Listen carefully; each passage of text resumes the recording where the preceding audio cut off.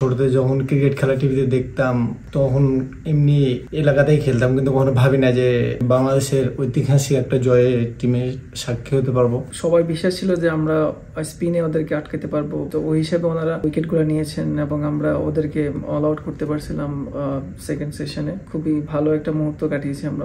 আমার কাছে মনে হয় আমরা যে প্র্যাকটিসগুলো করেছি ম্যাচের আগে, আমরা ফাস্ট বোলার যারা ছিলাম তো সবাই তার বেস্টটাই চেষ্টা করেছে প্র্যাকটিসে।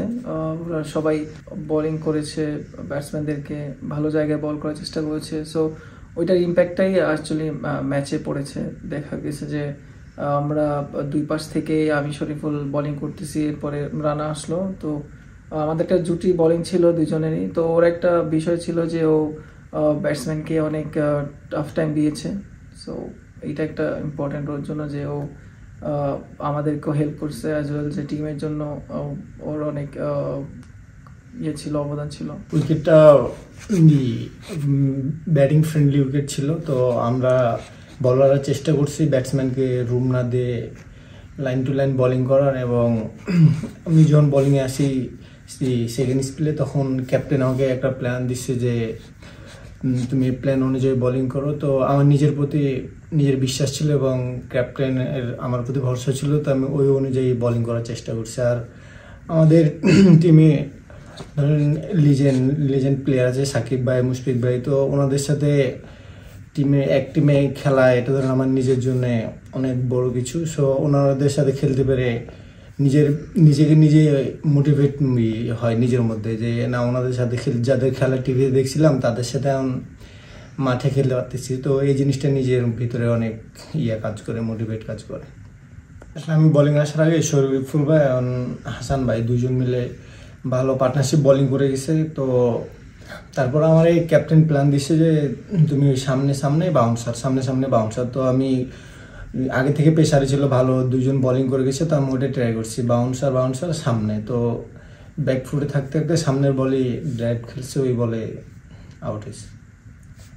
আসলে এই ম্যাচে উইনের টিমের সাথে আমি থাকতে আমার ধরেন নিজের ভিতরে অনেক ইমোশনালি কাজ করতেছে, যেহেতু আমি ধরেন কোনো ভাবি নাই, কিংবা ছোটতে যখন ক্রিকেট খেলা টিভিতে দেখতাম তখন এমনি এলাকাতেই খেলতাম, কিন্তু কখনো ভাবি না যে ন্যাশনাল টিমে আসবো। তারপর ধরেন ন্যাশনাল টিমে পাকিস্তানের ট্যুরে এসে ধরেন ন্যাশনাল টিমে বাংলাদেশের ঐতিহাসিক একটা জয়ে টিমের সাক্ষী হতে পারবো।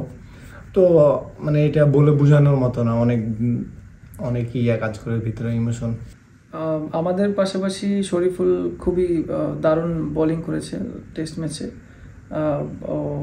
ও যখন বোলিং করে পিছন থেকে দেখতে খুবই ভালো লাগে, আর ওর উপরে অনেক বিশ্বাস থাকে যে ও আর্লি ব্রেক থ্রু দিতে পারবে। আর আমরা ওকে সবসময় এনকারেজ করি বা ওর সাথে থাকি, সবসময় ওকে মানে করে থাকি, মানে চেষ্টা করি যে আমরা সবাই একসাথে থাকি, মিলেমিশে একটা এনভায়রনমেন্ট তৈরি করি যে আমরা তিনজন আছি টিমের, যখন যে কোনো সময় আমরা যেটা প্রয়োজন টিমের একটা ব্রেক থ্রু দিতে পারবো। তো সেই দিকেই সবসময় ফোকাস রাখি।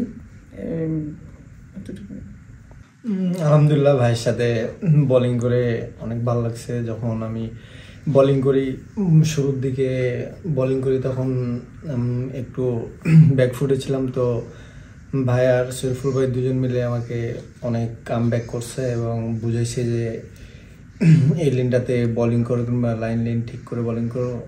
কিংবা আমি যখন এই একটা স্পেল বোলিংয়ের পর আরেকটা স্পেল আসছিলাম, তখন ওরা দুজন আমার বলতেছিল যে এটা করলে ভালো হয় কিংবা এটা করলে কি হয়, এগুলো নিয়ে অনেক হেল্প করছে মাঠের ভিতরে। আমি মনে করি যে ইন্টারন্যাশনাল ক্রিকেটের প্রেশারটাই ডিফারেন্ট। তো ওই হিসাবে ওকে যখন আমি দেখছিলাম যে ওর বোলিংয়ের এফোর্টটা, তো আমি মনে করি যে ও খুবই তাড়াতাড়ি অ্যাডাপ্ট করে নিচ্ছে ইন্টারন্যাশনাল ক্রিকেটে। তো যত তাড়াতাড়ি ও অ্যাডাপ্ট করতে পারবে ওর জন্য ভালো। আর আমরা চেষ্টা করতেছি ওকে যত গোছানো যায় ম্যাচের মধ্যে, ওকে সাহস দেওয়া, এনকারেজ করা, সব কিছু মিলিয়ে ও যাতে ভালো একটা ওভারঅল ভালো বোলিং করতে পারে ম্যাচে, ওইটাই চেষ্টা করি, ওকে ব্যাক আপ করি সবসময়। তো ওর জন্য শুভকামনা। আমাদের বিশ্বাস ছিল যে যেহেতু পঞ্চম দিন উইকেটও টার্ন ছিল, তো তো সাকিব ভাই আর মিরাজ ভাই খুবই গুরুত্বপূর্ণ স্পেল করেছে তখন। সবাই বিশ্বাস ছিল যে আমরা স্পিনে ওদেরকে আটকাতে পারবো, তো ওই হিসাবে ওনারা উইকেটগুলো নিয়েছেন এবং আমরা ওদেরকে অল আউট করতে পারছিলাম সেকেন্ড সেশনে। তো খুবই ভালো একটা মুহূর্ত কাটিয়েছি আমরা মাঠে ওই দিন।